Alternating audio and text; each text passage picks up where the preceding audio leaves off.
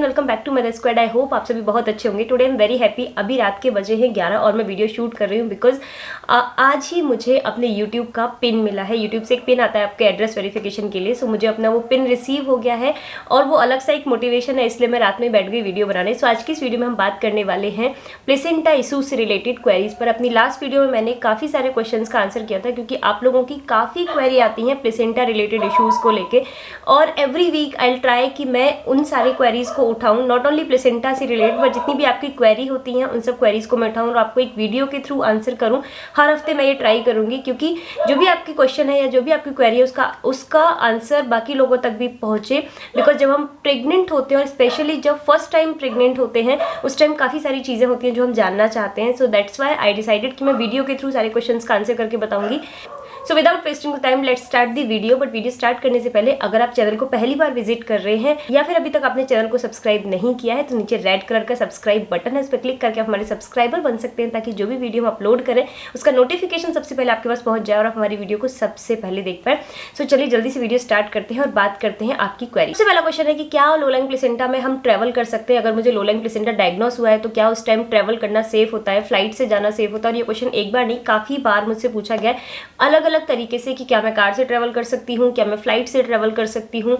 सो इस क्वेश्चन के आंसर करने से पहले सबसे पहली चीज़, मोड ऑफ ट्रांसपोर्टेशन क्या है आपका। अगर आप ट्रैवल करने भी जा रहे हैं तो फ्लाई करने जा रहे हैं, ट्रेन से ट्रैवल करने जा रहे हैं या कार से ट्रैवल करने जा रहे हैं, मोड ऑफ ट्रांसपोर्टेशन आपका क्या है वो चीज़ जरूरी है। और आप इनिशियल वीक्स में है, मे बी आपका 20th वीक है या फिर 30th वीक है, 25th वीक है, उस टाइम पर आप ट्रैवल को अवॉइड कीजिए। एयरलाइंस में भी airline to airline pregnant mother के लिए जो रूल्स होते हैं वो वेरी करते हैं। एयरलाइंस में भी काफ़ी रूल्स होते हैं प्रेग्नेंट लेडी के लिए कि आप ट्रैवल कर सकते हैं, क्या सेफ्टी गाइडलाइंस हैं, कैसे आप जा सकते हैं। तो अगर आप कहीं भी ट्रैवल कर रहे हैं तो अवॉइड हो सके तो आप उसको अवॉइड कीजिए। अगर कंपलसरी है जाना तो अपने गायनेक से बात कीजिए। आपकी गायनेक आपको फिट टू फ्लाई का, अगर आप फ्लाइट से ट्रैवल कर रहे हैं तो फिट टू फ्लाई का मे बी सर्टिफिकेट बना के दें जो आप एयरपोर्ट पर दिखा सकते हैं। अगर आप कार से ट्रैवल कर रहे हैं तो अब भी आप अपनी गायनेक से बात करके जाइए, मे बी वो आपको एक्स्ट्रा कुछ प्रिकॉशन दें कि आपको ये सेफ्टी गाइडलाइंस फॉलो करनी है अगर आप कार से भी ट्रैवल कर रहे हैं तो। बट आई वुड सजेस्ट कि अवॉइड कीजिए। अवॉइड क्यों कीजिए? रीज़न बीइंग कि अगर जब आप ट्रैवलिंग करते हैं तो जो बम्पी राइड्स होती हैं, एरिया ऐसे होते हैं कि जहाँ पर जग्स हैं, यहाँ पर उबड़ खाबड़ थोड़ा रास्ता है तो उससे आपकी ब्लीडिंग के चांसेस बढ़ सकते हैं लो लाइंग प्लेसेंटा के केस में। तो अगर आप ट्रैवलिंग को अवॉइड कर सकते हैं तो अवॉइड कीजिए। अगर आप अवॉइड नहीं कर सकते हैं तो फिर पूरी सेफ्टी के साथ आप ट्रैवल कीजिए। अगर आप बाय फ्लाइट कहीं भी जा रहे हैं तो एयरपोर्ट पर काफ़ी दूर दूर टर्मिनल्स होते हैं तो उसके लिए मे बी आप व्हील चेयर का यूज़ कर सकते हैं। प्लस अपना सामान अच्छे से पैक करके रखिए, खाने पीने की चीज़ें, ताकि फ्लाइट में आपको कोई दिक्कत ना हो। प्लस अगर आप कार से जा रहे हैं तो आप पिलोज कुशन्स अपने साथ रखिए। पूरी सेफ्टी के साथ मतलब आप ट्रैवल कीजिए। अगर आपको ट्रैवल करना ही पड़ रहा है तो अगर अवॉइड कर सकते हैं तो अवॉइड कीजिए। दूसरा क्वेश्चन आता है कि लो लाइंग प्लेसेंटा में क्या प्लेसेंटा ऊपर चला जाता है? हाँ, बिल्कुल चला जाता है। इवन मेरे केस में भी लो लाइंग प्लेसेंटा था और लास्ट तक आते आते मेरा प्लेसेंटा ऊपर चला गया था। तो जैसे जैसे आपकी प्रेगनेंसी ग्रो करती है वैसे वैसे प्लेसेंटा की पोजीशन चेंज होती रहती है। इट माइट भी कुछ सिनेरियोज में ऐसा होता है कि प्लेसेंटा की पोजीशन चेंज नहीं हो पाती है, तो उसके लिए गायनेक आपको जब आपका 32 वीक का स्कैन होता है या उसके बाद में भी गायनेक स्कैन करती है तो वो आपको बता देंगे कि आपके प्लेसेंटा की एग्जैक्ट पोजीशन क्या है। इनिशियली आपको प्लेसेंटा डायग्नोस होता है, उसके बाद गायनेक फॉलोअप स्कैन करती हैं जिसमें आपकी प्लेसेंटा की पोजीशन को वो ट्रैक करती रहती है। तो जब भी आपके स्कैन्स होंगे उसमें क्लियरली लिखा होता है कि कितना आपका प्लेसेंटा ऊपर गया है, कितनी उसकी पोजीशन चेंज हुई है, वो सब चीज़ें डिटेल उसमें होती है। तो हाँ, प्लेसेंटा की पोजीशन चेंज होती है। तीसरा क्वेश्चन आता है कि लो लाइंग प्लेसेंटा के केस में कौन से वीक में या कौन से मंथ में प्लेसेंटा की पोजीशन चेंज हो जाती है? तो ऐसा इसका कोई स्पेसिफिक क्राइटेरिया नहीं है कि इसी मंथ में या इसी वीक में चेंज हो जाएगी, बट ग्रेजुअली धीरे धीरे पोजीशन चेंज होती रहती है। तो बेसिकली जब आपका 32 वीक का स्कैन होता है उसमें क्लियरली पता चल जाता है कि आपका जो प्लेसेंटा की पोजीशन है वो कितनी ऊपर गई है, क्या क्या रिस्क फैक्टर है आपकी प्रेगनेंसी में, आगे कोई रिस्क तो नहीं है, आपकी नॉर्मल डिलीवरी हो सकती है कि नहीं। अगर प्लेसेंटा की पोजीशन चेंज हो जाती है पूरी तरह से तो नॉर्मल डिलीवरी के चांसेस काफ़ी ज़्यादा हो जाते हैं। तो 32 वीक्स का जो स्कैन होता है उसमें आपकी डॉक्टर आपको क्लियरली सारी चीज़ें बता देती हैं। अगर तब तक भी आपकी प्लेसेंटा की पोजीशन चेंज नहीं हुई है तो मे बी आपकी डॉक्टर अपकमिंग वीक्स में 1-2 फॉलोअप स्कैन करें, आपका अल्ट्रासाउंड कराएं ये देखने के लिए कि प्लेसेंटा की पोजीशन इंप्रूव हो रही है कि नहीं। बट 32 वीक्स के स्कैन में आपको ये पता चल जाएगा कि मेरा प्लेसेंटा कितना ऊपर जा रहा है और जा रहा है या फिर नहीं जा रहा है। अगला क्वेश्चन आता है कि लो लाइंग प्लेसेंटा के केस में रिस्क क्या हो सकते हैं, लो लाइंग प्लेसेंटा से क्या प्रॉब्लम हो सकती है। इस पर मैंने वैसे अलग से वीडियोस करके भी बताया है, लिंक डिस्क्रिप्शन बॉक्स में, कि क्या रिस्क है, क्या प्रॉब्लम है, क्यों होता है, सब कुछ अच्छे से एक्सप्लेन किया है। बट यहाँ हम स्पेसिफिकली बात करें Q&As की, तो मैं इसका आंसर करूंगी कि लो लाइंग प्लेसेंटा के केस में सबसे कॉमन जो रिस्क होता है वो होता है ब्लीडिंग। मे बी आपको चाइल्ड बर्थ के टाइम पर या आपकी प्रेगनेंसी में कभी भी ब्लीडिंग हो सकती है। वो ब्लीडिंग थोड़ी भी हो सकती है और वो ब्लीडिंग बहुत एक्सेसिव भी हो सकती है।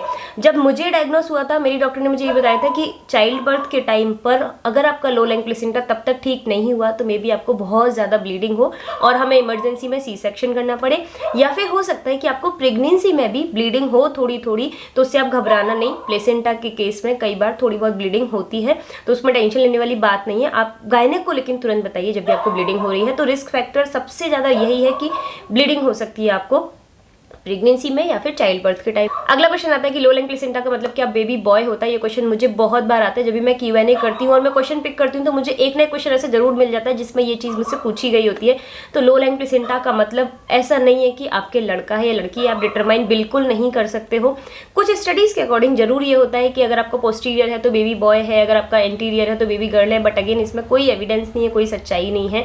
तो इन सब चीज़ों पर में ना पढ़िए, इंस्टेड ऑफ कि आप ये फोकस करें कि प्लेसेंटा को कैसे ठीक करना है, क्या आपकी डाइट में आपको हेल्दी चीज़ें रखनी है, क्या आपको अपनी बॉडी का मूवमेंट किस तरीके से रखना है, बॉडी पोस्चर कैसे रखना है, इन सब चीज़ों पर हम फोकस करें। क्वेश्चन आता है कि अगर प्रेगनेंसी में स्ट्रेस है, एंजाइटी है या कोई डिप्रेशन इश्यूज़ हैं, तो इस तरीके की प्रॉब्लम से क्या प्लेसेंटा प्रीविया हो सकता है। प्लेसेंटा की जो पोजीशन चीज़ों से अफेक्ट नहीं होती है, बट इन चीज़ों की वजह से प्लेसेंटा अब्रप्शन के चांसेस काफ़ी ज़्यादा हो जाते हैं। प्लेसेंटा अब्रप्शन मतलब जब आपका प्लेसेंटा आपकी यूट्रस की वॉल से डिटैच होना शुरू हो जाता है, वहाँ से हटना शुरू हो जाता है, उस कंडीशन को हम प्लेसेंटा अब्रप्शन बोलते हैं। तो उसके चांसेस, अगर आपको स्ट्रेस है या फिर आपको डिप्रेशन है, इन सब चीज़ों से उसके चांसेस बढ़ जाते हैं। तो जितना हो सके उन चीज़ों को अवॉइड कीजिए। डिटेल में मैंने एक वीडियो किया हुआ है कि प्रीनेटल डिप्रेशन से आप कैसे डील कर सकते हैं, तो लिंक डिस्क्रिप्शन में आप जाके चेकआउट कर सकते हैं। अगला क्वेश्चन आता है कि लो लाइंग प्लेसेंटा के केस में क्या मैं वॉक कर सकती हूँ। हाँ, वॉक कर सकते हैं, बट जितना मिनिमल हो सके उतना ही वॉक कीजिए। अपने गायनेक से इस बारे में खुल के बात कीजिए कि कितना एक्टिविटीज़ आप कर सकते हैं। बिकॉज जब मैं प्रेग्नेंट थी, मेरे टाइम पर मेरी गायनेक ने मुझे 21 डेज का फुल बेड रेस्ट बोला था, तो मैंने फुल बेड रेस्ट किया था, जिसमें मैं सिर्फ नहाने धोने के लिए और एसेंशियल चीज़ों के लिए उठती थी, अदरवाइज मैं लेटी रहती थी पूरी तरीके से। तो इट डिपेंड्स कि आपकी क्रिटिकलिटी कितनी है, आपको किस ग्रेड का प्लेसेंटा है, इन सब चीज़ों पर ही डिपेंड करता है। तो अपनी गायनेक से इस बारे में बात करिए, बट जितना हो सके अपनी फिजिकल एक्टिविटीज़ को उस टाइम पीरियड के लिए लिमिट कीजिए, तब तक कि आपको लो लाइंग प्लेसेंटा है।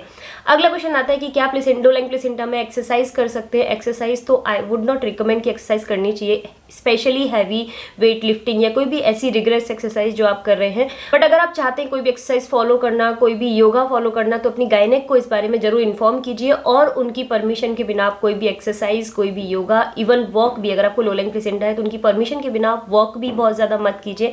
बिकॉज मे बी ये अगेन ये डिपेंड करता है कि आपकी क्रिटिकलिटी, आपका प्लेसेंटा किस ग्रेड का है, आपकी प्रेगनेंसी की सिचुएशन कैसी है, कोई और रिस्क एसोसिएटेड तो नहीं है। तो इन सब चीज़ों पर डिपेंड करता है। इसलिए गायनेक से ग्रीन सिग्नल लेने के बाद ही आप कुछ करिए, एक्सरसाइजेज या वॉक जो भी आप करना चाहते हैं वो। बट अपनी मर्जी से आपको physical activities specially low lying placenta के टाइम पर काफ़ी लिमिट करनी है। जितना हो सके आप रेस्ट कीजिए ताकि वो जल्दी से जल्दी हील हो पाए। क्वेश्चन आता है कि लो लाइंग प्लेसेंटा के केस में क्या मेरी डिलीवरी टाइम से पहले हो जाएगी, मुझे प्री टर्म लेबर हो जाएगा या फिर मुझे बहुत ज़्यादा ब्लीडिंग होगी। तो लो लाइंग प्लेसेंटा अगर आपको है और वो at the end of the pregnancy तक रहता है, प्रेगनेंसी के एंड तक लो लाइंग प्लेसेंटा की पोजीशन बिल्कुल भी चेंज नहीं होती है, उस केस में ये चांसेस ज़्यादा होते हैं, रिस्क थोड़ा ज़्यादा होते हैं कि मे बी आपकी टाइम से पहले डिलीवरी हो जाए या फिर आपको लेबर हो जाए, टाइम से पहले डिलीवरी हो जाए, या फिर आपको डिलीवरी के टाइम पर बहुत ज़्यादा एक्सेसिव ब्लीडिंग हो। तो बट ये डिपेंड करता है body type to body type, pregnancy to pregnancy. But हाँ, चांसेस थोड़े ज़्यादा होते हैं कि आपकी टाइम से पहले डिलीवरी हो सकती है। So be prepare for that, but इस पर डरने की बिल्कुल ज़रूरत नहीं है। अपने डॉक्टर से बात करके जो भी उन्होंने बोला है उसको आप फॉलो करते रहिए। अगला क्वेश्चन आता है कि क्या लो लाइंग प्लेसेंटा के केस में बहुत ज़्यादा पेन होता है। तो मैं अगर अपनी बात करूँ तो मुझे बिल्कुल भी पेन नहीं हुआ था। हल्के फुल्के क्रैम्प्स थे, बट ऐसे पेन बिल्कुल नहीं हुआ था मुझे लो लाइंग प्लेसेंटा जब मुझे डायग्नोस हुआ था। इवन 32 वीक्स में जब मुझे ये पता चला था कि प्लेसेंटा की पोजीशन थोड़ी थोड़ी शिफ्ट हो रही है, उस टाइम तक भी मुझे पेन तो नहीं होता था। जब मैंने अपने डॉक्टर से भी इस बारे में बात की तो उन्होंने मुझे बताया कि पेन जरूरी नहीं है कि आपको लो लाइंग प्लेसेंटा के केस में हो। इवन जो ब्लीडिंग भी होती है वो भी जनरली पेनलेस ही होती है, पेन नहीं होता है। बट कई केसेस में ऐसा होता है कि आपको थोड़ा बहुत पेन फील हो, क्रैम्प्स फील हो, एब्डोमिनल एरिया में आपको हल्का फुल्का पेन फील हो। अगर बहुत ही रेयर ऐसा होता है कि आपको बहुत ज़्यादा पेन हो रहा है लो लाइंग प्लेसेंटा के केस में, अगर ऐसा है तो तुरंत आपको अपने डॉक्टर से इस बारे में बात करनी चाहिए। लीजिए। मे बी कोई और रिस्क हो, मे बी कोई और ऐसी कंडीशन हो जिसकी वजह से आपको पेन हो रहा है। तो अगर ऐसा है तो तुरंत आपको डॉक्टर से बात करनी चाहिए। अगला क्वेश्चन आता है कि क्या बेड रेस्ट से लो लाइंग प्लेसेंटा ठीक हो जाता है। सो इसका आंसर ये है कि bed rest low lying placenta का इलाज नहीं है। बेड रेस्ट से आप ये नहीं कर सकते कि आप सिर्फ बेड रेस्ट कर रहे हो तो लो लाइंग प्लेसेंटा अपने आप ठीक हो जाएगा। आपकी बॉडी को टाइम लगता है। जैसे जैसे आपकी प्रेगनेंसी ग्रो होती है, यूट्रस स्ट्रेच होता है, वैसे वैसे प्लेसेंटा की पोजिशन चेंज होती है। बट बेड रेस्ट हेल्प कर सकता है।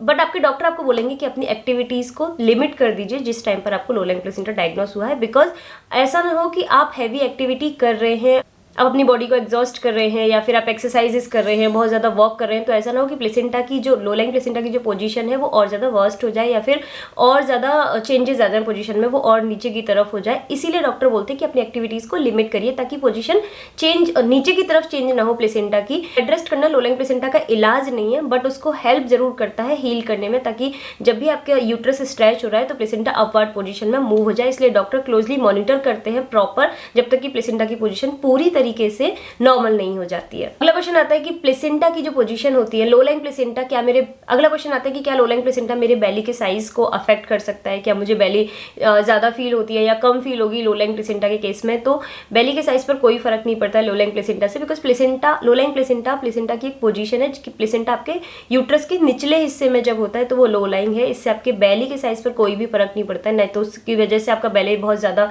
बड़ा हुआ दिखेगा आपको, ना ही बहुत कम दिखेगा। तो टेंशन लेने वाली बिल्कुल बात नहीं है, वो बिल्कुल नॉर्मल रहेगा जैसे कि आपकी नॉर्मल प्रेगनेंसी में होता है। सो ये सारे क्वेश्चन से प्लेसेंटा इश्यूज से रिलेटेड जो बहुत फ्रीक्वेंटली आप लोग मुझसे पूछते रहते हैं। अगर आप लोगों की कोई और भी क्वेरी है तो कमेंट बॉक्स में कमेंट करके आप मुझे बता सकते हैं। मैं डेफिनेटली ट्राई करूंगी कि उन पर वीडियो करके आपको आंसर करूं। सो आई होप आपको वीडियो पसंद आया होगा। अगर वीडियो पसंद आया है तो नीचे जो थम्स अप वाला साइन है उस पर क्लिक करना बिल्कुल मत भूलना। बार बार मुझे याद दिलाना पड़ता है क्योंकि आप लोग भूल जाते हैं चैनल को, वीडियो को लाइक करना और चैनल को सब्सक्राइब करना। सो आई होप आपने कर लिया होगा। Will meet you in the next video. Bye bye.